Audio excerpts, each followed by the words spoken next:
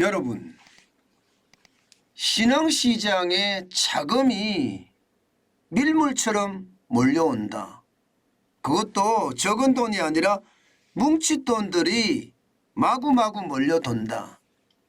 이 말이 사실일까요?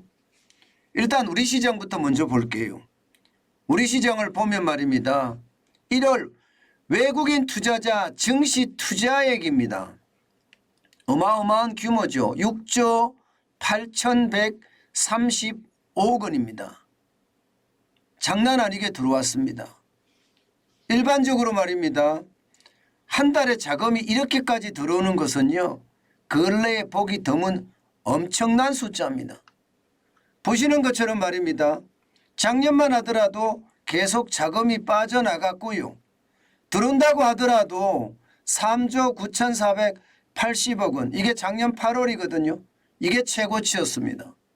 그리고 작년 10월에 3조 5,790억 원이 들어온 적도 있습니다. 그러나 이번처럼 6조 8,135억 원이 들어온 것은 이게 굉장히 이례적이에요. 굉장히 이례적입니다. 그러니 자산시장은 어떻게 되겠습니까?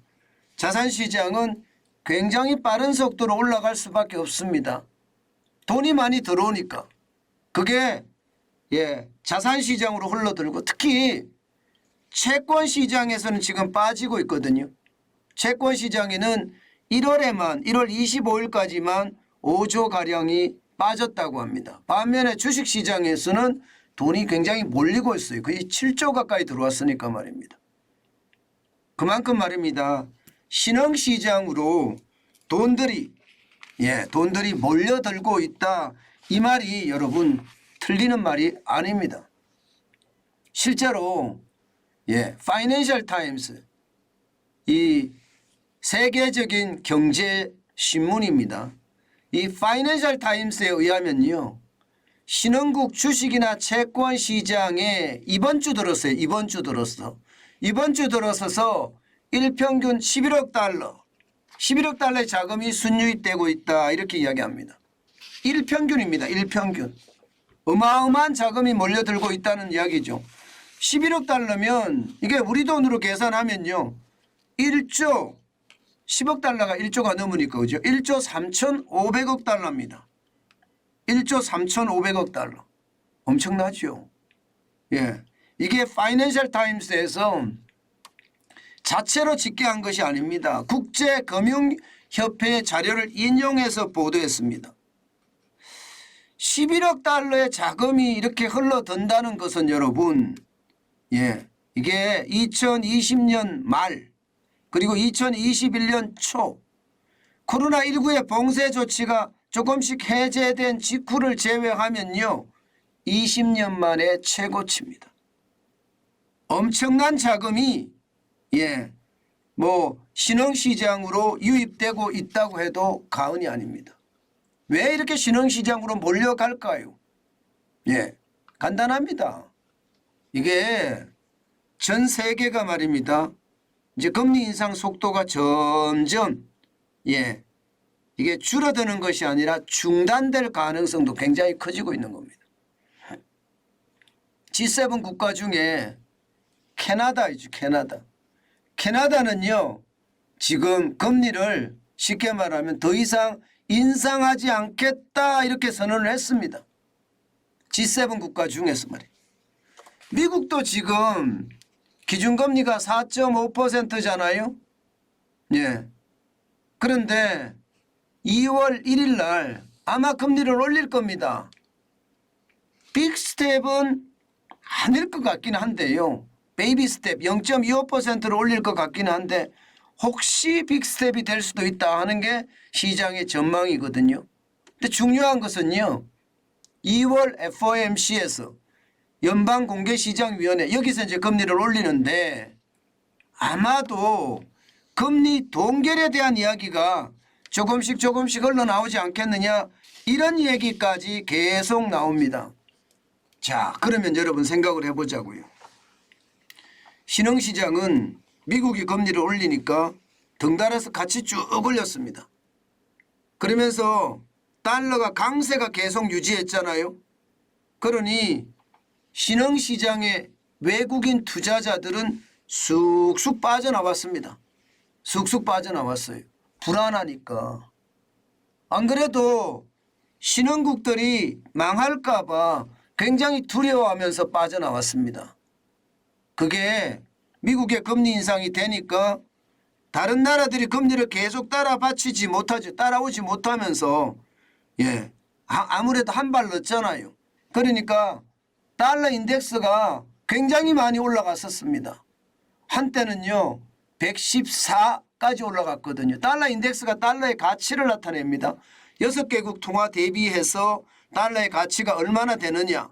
6개국 통화라는 것은 유로와 엔화, 파운드와 캐나다 달러, 스웨덴의 크로네, 스위스의 프랑 이렇게 6개입니다. 그중에서 유로와 엔화, 파운드와 이 세 가지 가장 영향을 많이 미치죠.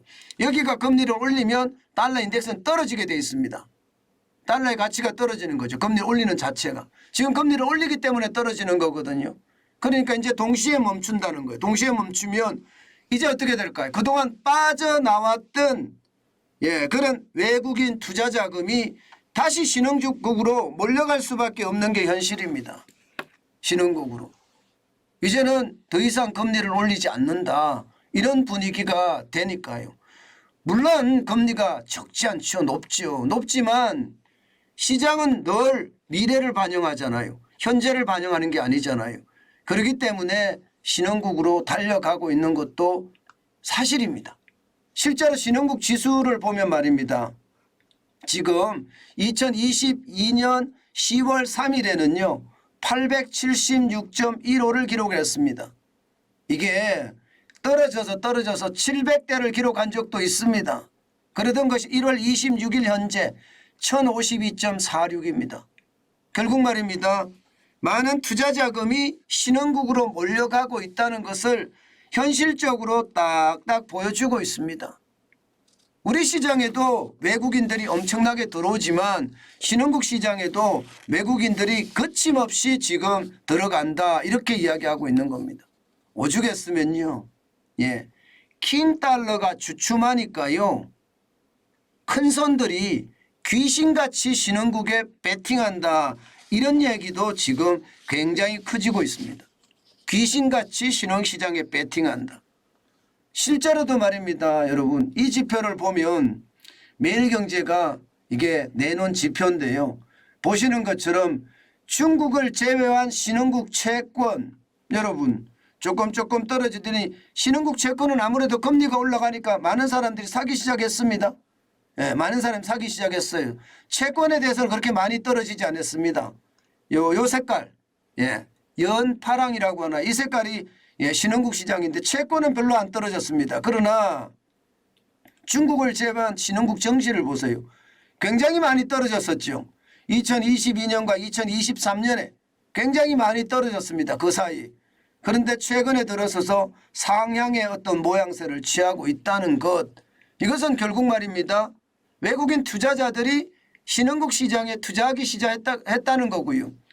중국 정시도 마찬가지입니다. 중국 정시에서 최근에 들어서서 외국인들이 중국 정시로 향하는 것도 굉장히 빨라지고 있다 이런 얘기예요. 아무래도 말입니다. 중국의 리오프닝 다시 말해서 경제활동 재개가 기대감을 더 부풀린다 이렇게까지 이야기할 수가 있겠지요. 사실 지난해 신흥시장 투자에 대한 비관론이 이제는 정점을 찍었다. 그러면서 시장의 분위기는 급반전한다. 단지 중국이 가장 큰 장애물인데 중국 경제가 또 무너질까 두려워하고 있기는 하다. 이런 얘기입니다. 결국 파이낸셜 타임스에서는요. 그만큼 시장 분위기를요. 지금 달러의 강세가 주춤하니까 여기에 대한 반대급부로 그동안 떠나왔던 썰물처럼 빠져나왔던 외국인 자금이 다시 신흥국으로 리턴 복귀하고 있다 이런 뜻입니다. 그만큼 시장의 어떤 분위기는요 달라지고 있다 이런 얘기입니다. 신흥시장에 뭉칫돈이 몰려든다는 것은요. 어떻게 생각하면 당분간 정시는 계속 올라간다는 이야기예요. 저는 제일 걱정되는 게 신흥시장에 들어오는데 외국인들이 한국 주식시장에도 많이 들어오고 있거든요. 그런데 한국 주식시장에는요. 계속 올라가고 있는 상태입니다. 실물은요. 실물은 생각보다가 쇼크거든요. 분위기는 실물 경제에 대해서는 굉장히 좋지가 않아요. 수출이 계속 마이너스고요. 기대감은 좋습니다. 기대감.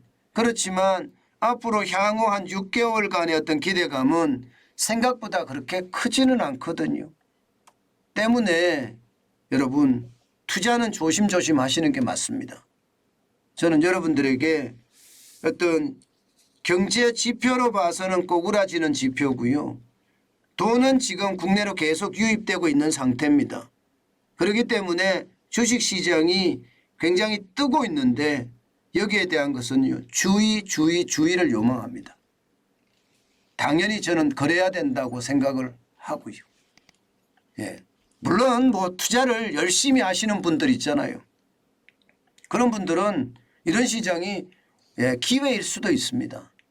그렇지만 정환전TV 제가 여러분들에게 말씀드리는 것은 삼성전자 주식에 저축하자 이런 말씀을 제가 많이 드리면서 떨어질 때마다 한 주씩 두 주씩 산다 이 말씀 드렸죠. 그게 핵심이거든요. 저는요. 그렇기 때문에 여러분 이거를 시장을 아주 냉철하게 봐야 되고요. 그래야만 이게 내 자산을 잃지 않는다. 저는 그렇게 생각합니다. 시장에 대한 분위기 굉장히 변하고 있는 것도 사실이에요. 실물 경제가 뒷받침해서 따라가 주면 굉장히 다행이라고 생각을 하지만 아직까지는 저는 그렇지 못하다. 그 말씀 올립니다.